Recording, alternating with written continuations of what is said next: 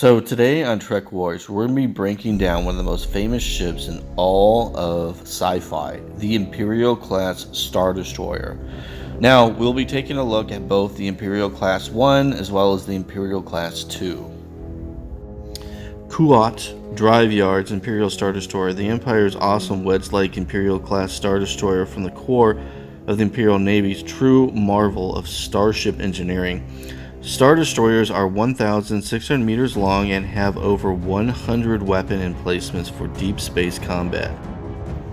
The mere presence of such a vessel in orbit is often enough to quell uprisings of rebel sympathy worlds, and Star Destroyer commanders can engage whole rebel fleets and still expect a victory. Standard Imperial Star Destroyers have 60 turbo lasers for ship-to-ship combat and planetary assault. A Star Destroyer also has 60 ion cannons are used to disable enemy ships to prepare for boarding. The Star Destroyer's superstructure features an immense command tower housing essential systems, computers, controls, and bridge. The command tower is topped by a pair of deflector shield generator domes. The Star Destroyer has two ventral landing bays, an aft docking bay, the main landing and landing bay for shuttles, support, and cargo ships. The TIE fighters accommodated ships at least 150 meters long and connected to forward interior bays and storage sections, all of which connect to immense lift shifts ahead of the storage sections in the forward launching bay. The forward launching bay is used primarily to deploy assault shuttles, walkers, landing barges, and ground forces. Vehicles also can be serviced as an auxiliary launching or landing bay for TIE fighters if the main dock bay is disabled. Okay, so now let's go ahead, let's take a look and see what they say about the actual setup of fighters themselves within the Imperial class Star Destroyer. So it says, a full wing of 72 TIE fighters, 6 squadrons of 12 ships each, is standard aboard each Star Destroyer. As of the Battle of Yavin, a standard Star Destroyer maintained 4 squadrons of standard TIE INCs, 1 squadron of TIE interceptors, and 1 squadron of TIE bombers. Lower priority vessels have a squadron of TIE GTS. By the time of the Battle of Endor, an additional TIE interceptor squadron had replaced one of the TIE IN squadrons.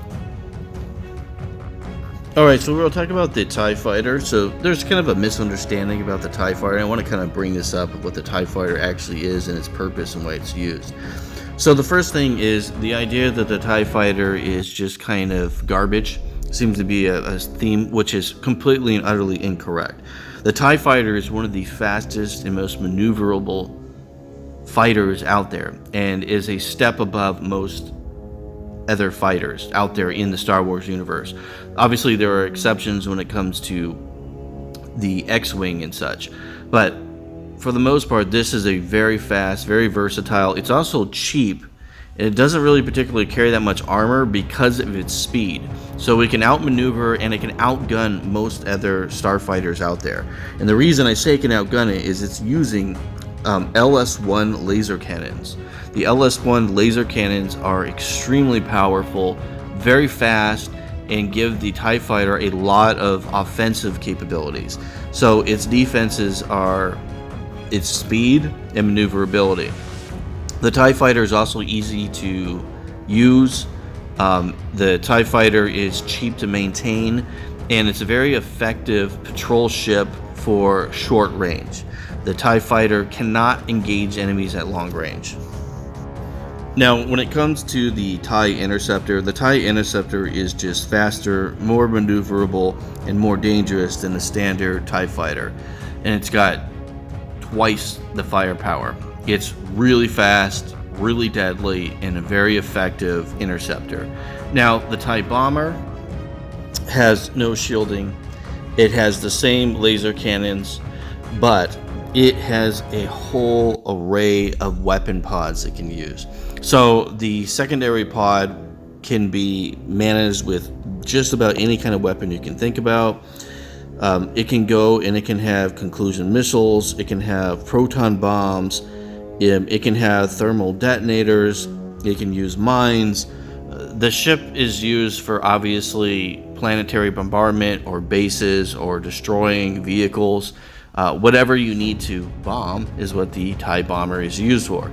It's also very effective against large capital ships because it can drop bombs, which a lot of ships will go through their shields, and unless they have really sophisticated ray shields, it'll do significant damage to the enemy vessel.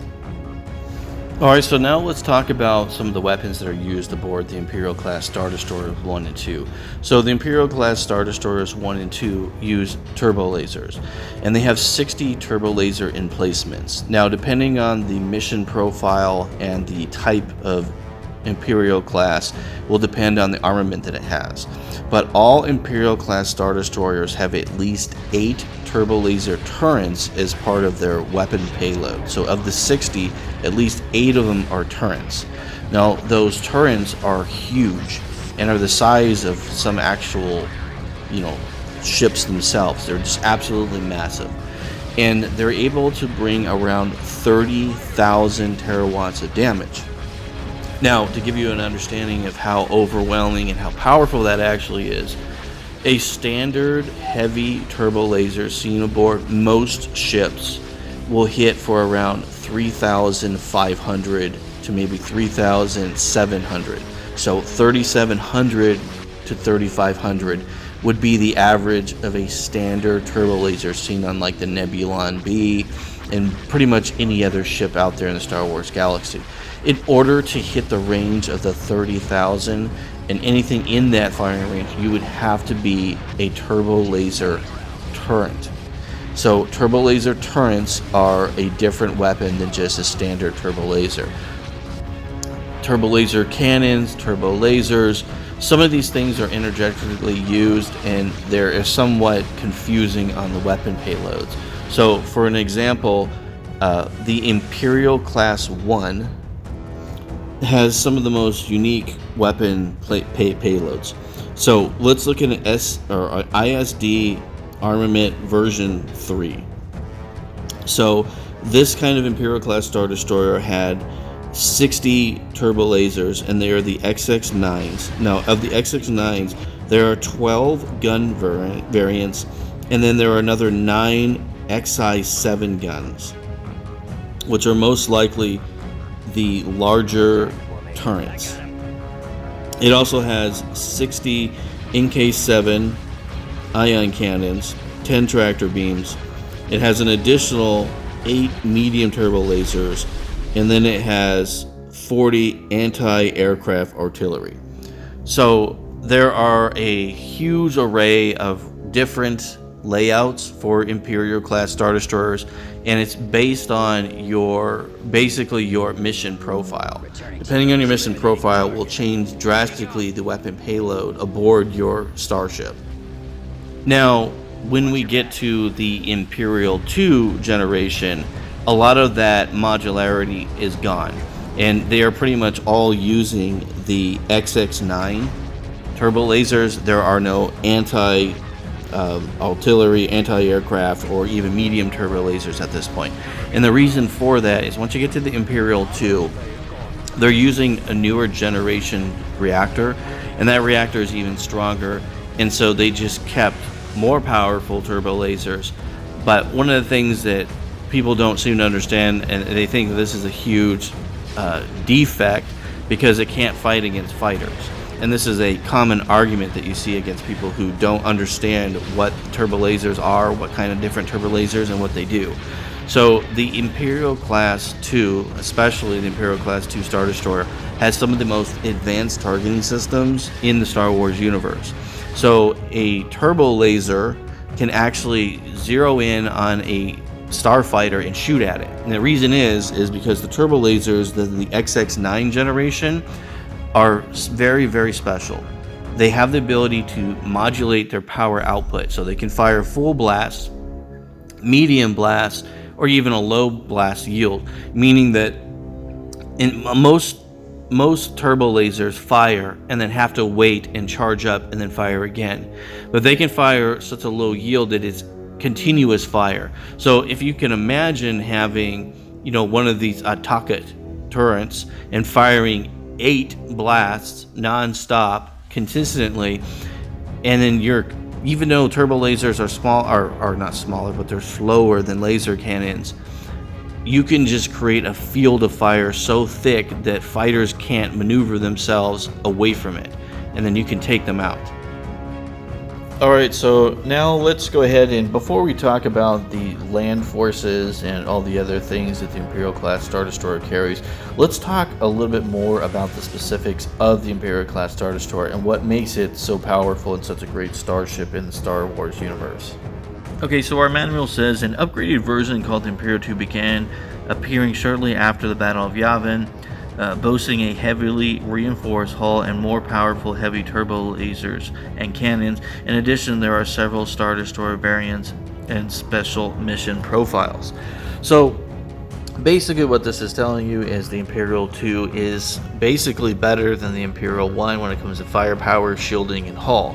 Now, Star Wars has different rating systems, which we're going to take a look at, and I have already done some calibrations or conversions into my formulas of the Star Trek universe based on real physics, based on some paperwork that some of my colleagues have done in the past, and we'll kind of talk about that and we'll take a look at it. Now, one of the first things to obviously understand about the Imperial class Star Destroyer is it's 1,600 meters. And then we compare it to what everyone knows, the Venator class Star Destroyer, which is 1,155. Just looking at the ships, you can see that it has a significant amount more mass to the ship. So when we take in consideration the strength value, we're going to have to take consideration also the mass of the ship when it comes to its defensive capabilities. And we're going to take a look at some of these formulas. Alright, so first off, Kuat Drive and Rendeli Star Drive are the two companies that are making this. And the reason is Kuat didn't have enough basically space docks in order to build the orders that were sent out, so then they sent them out to the Rendeli Star Drive as well to build it. So when you look at the Imperial class Star Destroyers, actually the Rendeli versions are slightly worse than the Kuat. The Kuat Drive versions are actually better. So like I said, 1,600 meters long. Its shields, its SPD is 4,800, and it has an RU of 2,272. So that's the formulas that the Star Wars universe uses to describe their ships, and we'll take a look at them. Okay, so if you take a look at the shield strength, it's 6,400 SPDs, which would turn into 806,400 terawatts based on our Star Trek formulas. The ray shield is said to be able to take 2,000 megatons. And what I get that from is there is somewhere where there's talking about how the Imperial class hull, the ray shield, is twice that as the Venator, and so that's where that came from. The RU is 2,722, so this is like the armor rating, so it's 408,960. And then the Imperial 2 shield is Imperial 1 is 4,800, SPD is 604,800. So basically the Imperial class starship shields is less than that of the Galaxy class starship, based on what we're seeing here. Okay, and for those of you guys who are smarter than myself and like these weird formulas and stuff, basically what I've done is I took my Star Trek formulas based in terawatts, which are seen in real life physics. It was done by a physicist friend of mine. And when you do a conversion, I try to do the same thing with the Star Wars universe, based a lot of the destructive capabilities seen on the series known as Rebels, and then also the real life physics that were seen in the Star Wars movies. So if you do a conversion table, one SPD, which the shield is equal to 126 terawatts, And then as far as the armor ratios, like comparing like Star Trek ships, the RU, and I always do everything in how much terawatts something hits and stuff. So 1 RU is 180 terawatts. It's for the armor. So in the Star Trek universe, if you had a ship that had a hull value of 180 points, you know, it could take 180 terawatts of damage, it would be equal to 1 RU in the Star Wars universe. To give you guys an understanding what this means overall, is the Imperial class Star Destroyer's armor is almost identical to that of a Galaxy class starship from Star Trek pre-Dominion. Okay, so now let's go and look at the mass. So Imperial class Star Destroyers, Imperial class 1 is 27 million metric tons, and Imperial class 2 is 54 million metric tons. The conversion is 12,480,000 terawatts of damage is what the hull value is of the Imperial class Star Destroyer. But before you get to the hull value, you have to get past the armor. Think of it as like the Defiance armor that it sees. And so the RU is 2,722, which is 489,960. So basically, if you're attacking the Imperial class Star Destroyer, you're going to have to burn away 489,960 points of damage before you get to the hull itself to start damaging the hull. So an Imperial class Star Destroyer in the universe of Star Trek is somewhere around the strength level of a Sovereign. Alright, so I'm going to kind of give you a visual aid to kind of see what we're talking about here, to understand what I'm saying. So an Imperial class Star Destroyer, if you look at the conversion, it's 12,000. So that's higher. So its hull value is higher than the full defensive capabilities of a Sovereign class. Now, when you look at its shielding, it's, you know, let's just say it's around 800,000 terawatts, the Type 2. You compare that to the shielding on obviously a Galaxy class. It's about half the shielding capabilities of a Galaxy class. Now, its armor rating is around 400,000 or so. And if you're, so think of that as the armor, kind of like the Defiant, you know. But obviously at that RU, it's not as strong as a Blade of Armor, but it's significant. So an Imperial class Star Destroyer is definitely a hard target. That's a very large, very well armored, and very powerful starship. Okay, so now we have an understanding of its space combat abilities. Let's kind of talk about why they're the way they are and what the reasoning is behind building such a massive starship that's so unbelievably powerful. So the Empire is controlling a massive space, right? And then just so you guys understand, the Imperial class 2 Star Destroyer and the Imperial class 1 have a hyperdrive class of Type 2, which is just standard. And that's mostly because of its mass and size. This ship is designed to take control of an entire planetary system or multiple systems by itself. So the idea is that one or two of these starships can go into a planet, wipe out the local defenses or any rebels or anyone with very little problem, and seize control of the planet or, you know, the colony or whatever city, whatever they need to do, because of these overwhelming capabilities. Now, the reason they have these huge, very powerful, you know, Imperial class Star Destroyer, you know, XX-9 turbo lasers is because they wanted to be able to fire from space and devastate the planet.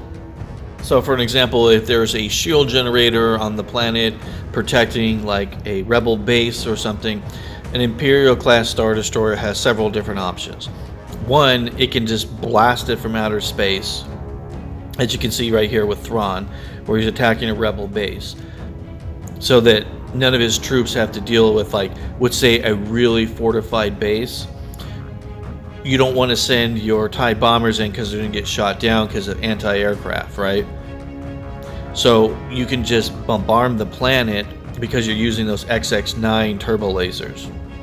And then you can just overload the generator, and then you can just eliminate most of the defensive capabilities before you send in your troops. Obviously, the second option is you can send your TIE bombers, and they can nuke the planet just like they did with the home planet of the Mandalorians. This is also an option.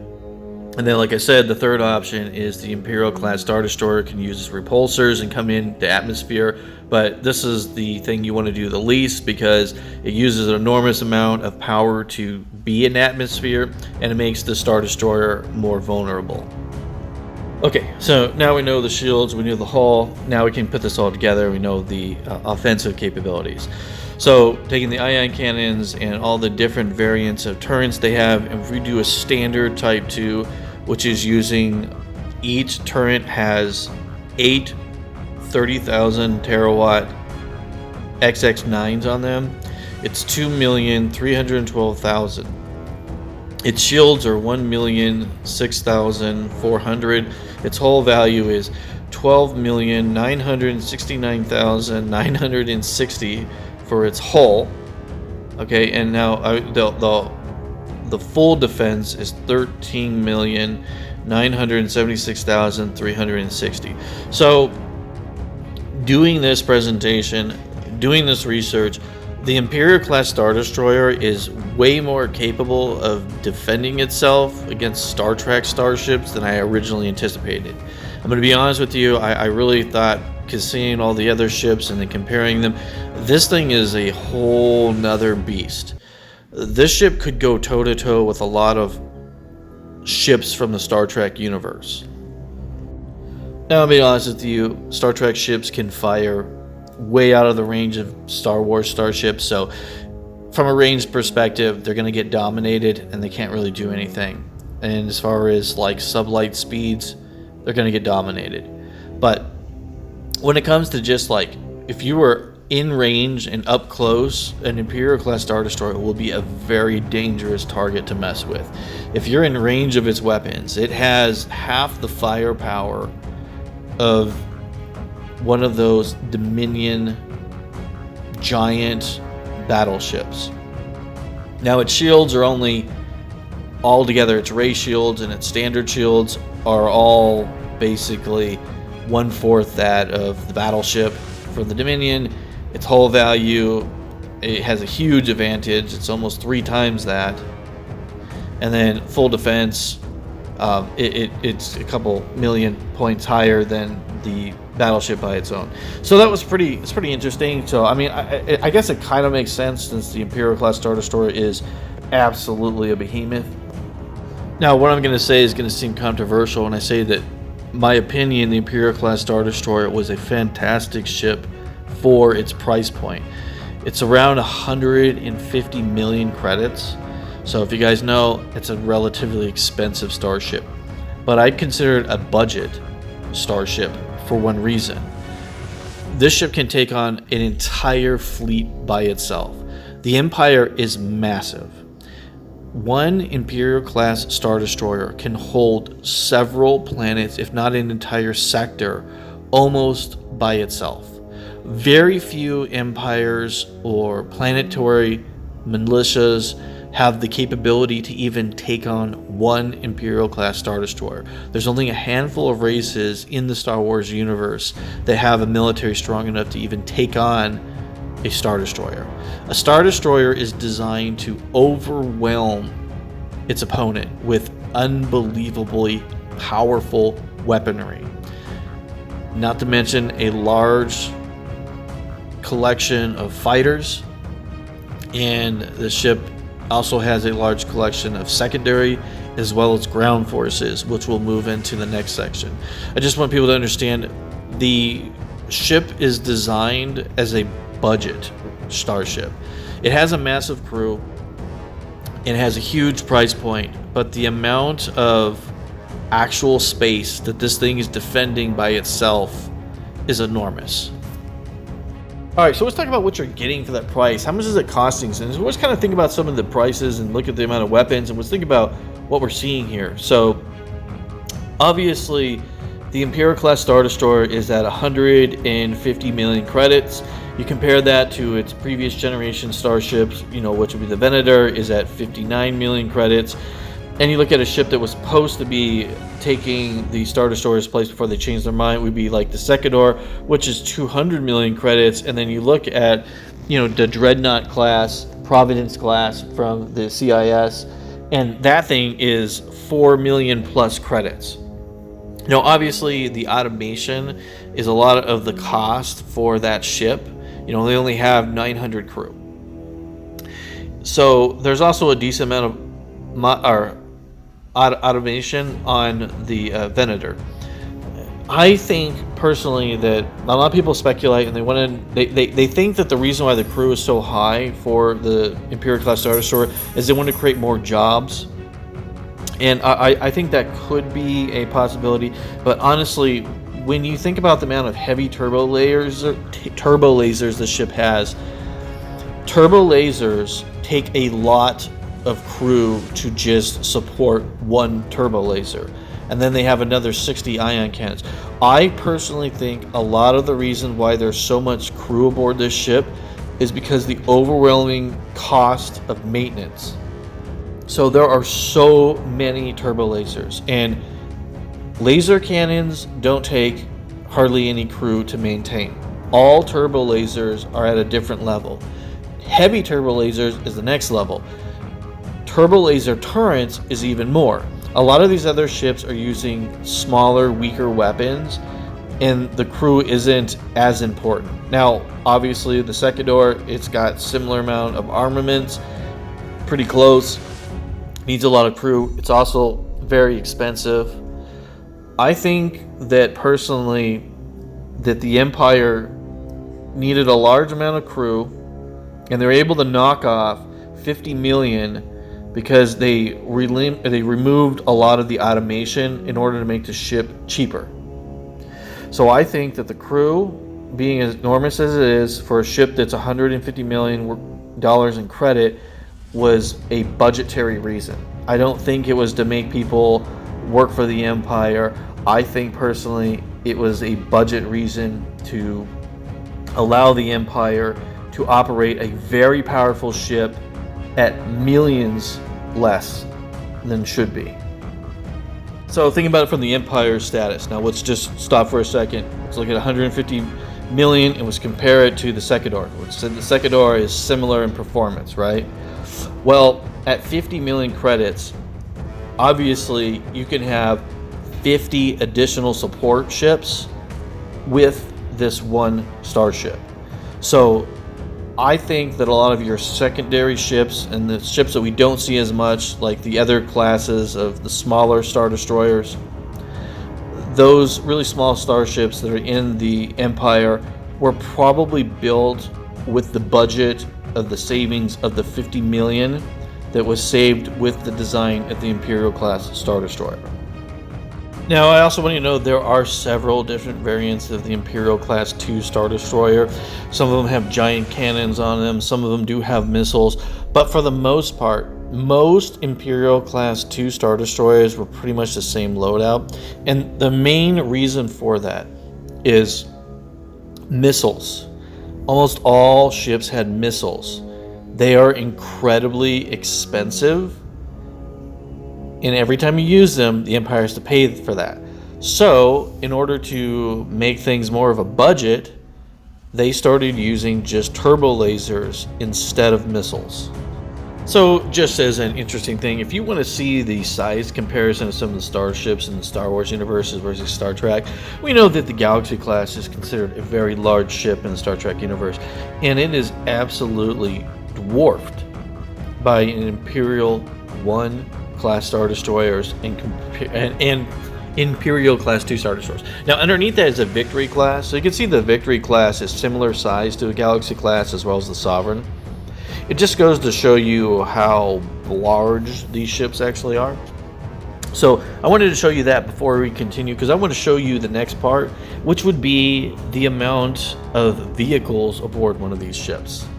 Now here's a list of the additional vehicles and units aboard an Imperial class Star Destroyer.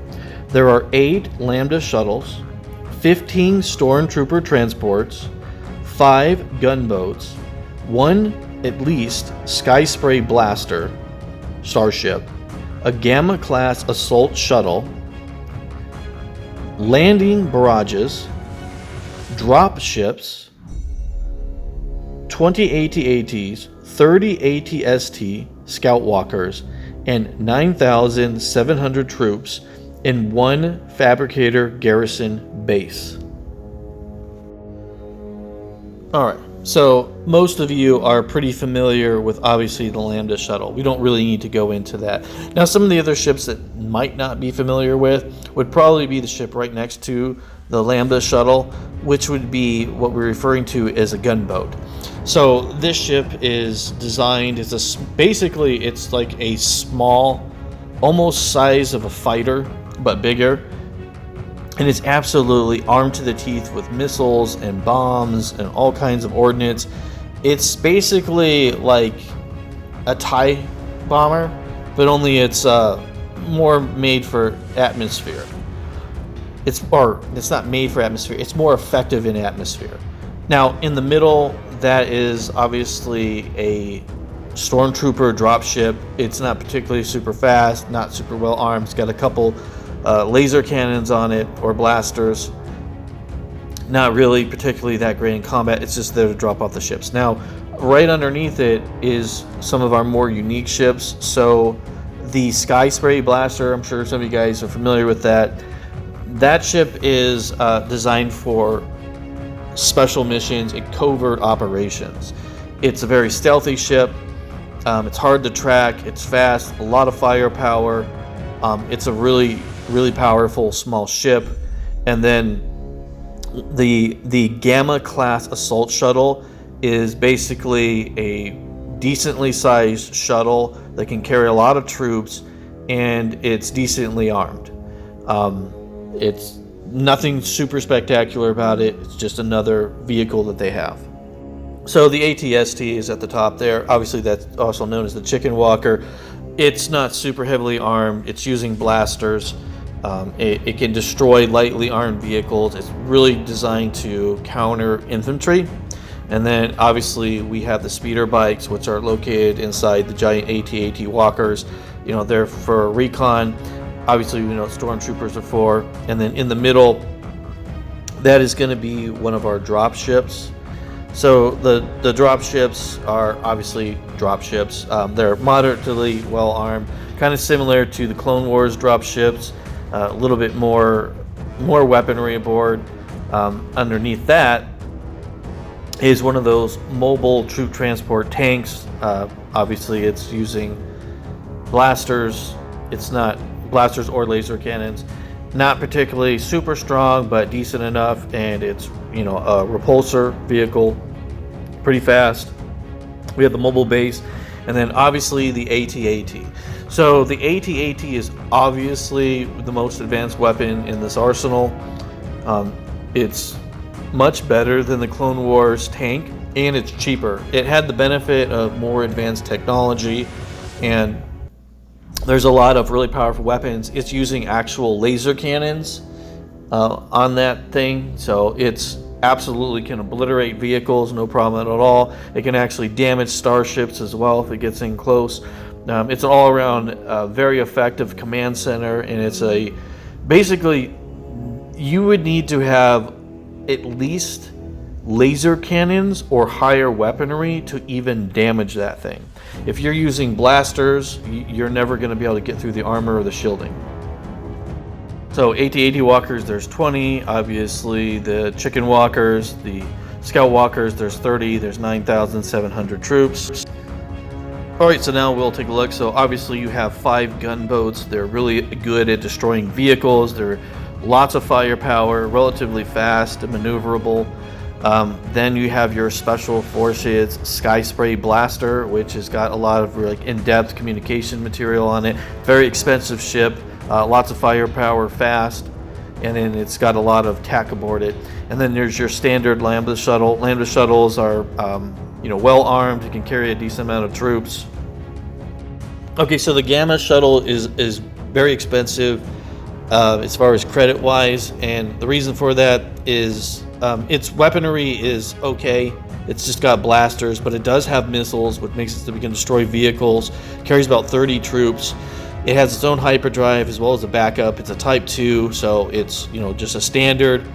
A lot of the price is probably coming from the missiles that are aboard. The ship also has heavy armor, so that makes it good for going into like a hot area and dropping off troops. So this ship is basically it's got a higher RU armor level than like the Landis shuttles and stuff. So if you really need to go into any contested area and drop off troops, this thing is more effective at surviving an environment like that than the typical shuttles are. So that's the only reason there's only one, is because honestly it's relatively expensive. Okay, and now obviously there's those landing craft that we're talking about that transport the walkers. I don't know how many there actually are.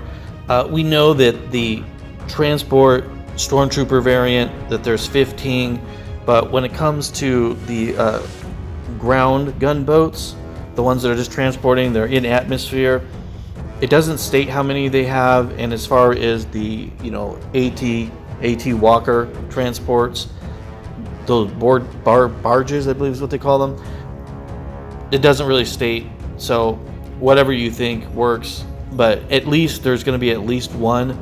I would speculate there's probably 3 or 4, and then I would speculate there's probably like another 3 or 4 for the transports. The reason I don't think they have tons of the transports is I think they're pretty expensive too. And I really think that they're going to obviously use the other transports more often because they're relatively cheap. So everything about the Empire and about what they're using basically is about budget. So chicken walkers are cheap.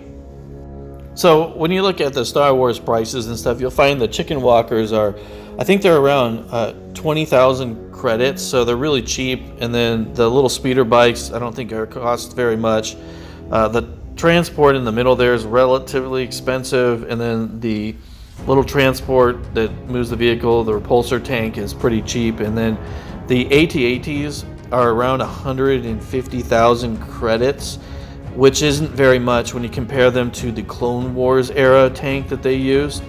That was 300,000 credits. So the weaponry that the Empire is using is efficient and cheap. And I think that that's one of the things that people kind of miss about the Empire, is they kind of think of the Empire as like, why are they not fighting like the Clone Wars? Well, the Clone Wars is over, and you have to remember that during the Clone Wars, they basically had half the universe, right? Half the galaxy, not universe, but half the galaxy is, the New Republic. And they're fighting, for their survival, and they're willing to throw everything they have to do that. And we know that the droids were doing the CIS was doing the same thing. The Empire is not doing that. You gotta remember, the Empire has defeated the droid army. The droid army is basically gone. So the Empire is designed to control 2 giant parts of the galaxy. So you got to control, obviously, the Old Republic, and then obviously the CIS. So it's a huge amount of territory in order to maintain control. And instead of having huge armies all over the place, they shrunk the army and started using, for their starships, quality over quantity. So the CIS was basically mostly about quantity, was all about quantity rather than quality. And then obviously the clones had better technology, but they also had pretty large fleets. There were a lot of ships designed and created during the Clone War era. So what I'm trying to say is the Empire doesn't want to have all those ships and having to pay for all that maintenance.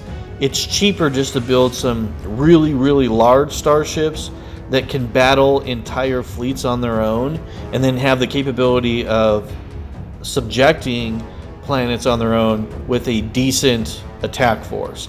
Now, you look at the Venator and how many, weapons and ships and everything had, and you know that the Imperial class Star Destroyer has less than that, but you know that the goal of the Empire is more of a police state now rather than a full-fledged war. Okay, so those dynamics that I'm talking about, let's go ahead and look at Rogue One, and let's look at this space station here that is guarding this key planet. What do you have guarding this key planet? You have 2 Imperial-class Star Destroyers, which are holding an entire planet, which is highly valuable to the Empire by themselves. And those are Imperial-class Star Destroyer 1s that you can see in front of us. So you can see, like, if it wasn't for the, accidental crashing of this ship into the other ship, the rebel forces would have lost this fight. But because of that small miracle, they were able to pull off this win. But, I mean, technically they shouldn't have been able to win. And we do see that as when Vader comes in here by himself and his ship basically obliterates this fleet. Alright, so a basic breakdown of the Imperial-class Star Destroyer is it's using very, very expensive weaponry, and it's using budget starships and budget ground vehicles. Everything about the Imperial class is about, in my opinion, budget. And I know that seems really strange when you think about how big and how powerful, how many ships are on board this, how many fighters it's carrying. But if you look at the price of a TIE fighter versus an X-Wing, it's $60,000 versus, $150,000, I think is what an X-Wing is, or 125 or 120, somewhere around there. You can buy basically 2 TIE fighters. And then on top of that, the TIE fighters are easy to maintenance. A lot of the Rebels vehicles are very high maintenance and expensive. So the Empire is building things that are easy to maintain and cheap and effective. It's a very, very effective police unit, and it's designed to police entire systems. Alright, so my final look at the Imperial class Star Destroyer. So you get a medium quality speed. You have over 120 weapon emplacements. You have 72 fighters, 50 plus ground vehicles, 9,700 troops, and 30 plus support ships. This is a lot for your money. The Imperial class Star Destroyer, in my opinion, deserves a lot of respect. It is far stronger, far more powerful than I anticipated. After doing the review and the research, I realized that I completely and utterly underestimated the quality, the power, and the ability to force project power by just having one Imperial class Star Destroyer. Now, I don't know about you guys, but did you know the Imperial class Star Destroyer was this strong, or did you learn anything from this? And if you did, make a comment. Do you agree with me, or do you think that I am giving too much credit to the Empire? Thank you for watching Trek Wars. If you like this material, please subscribe and make a comment. And with that being said, victory is life.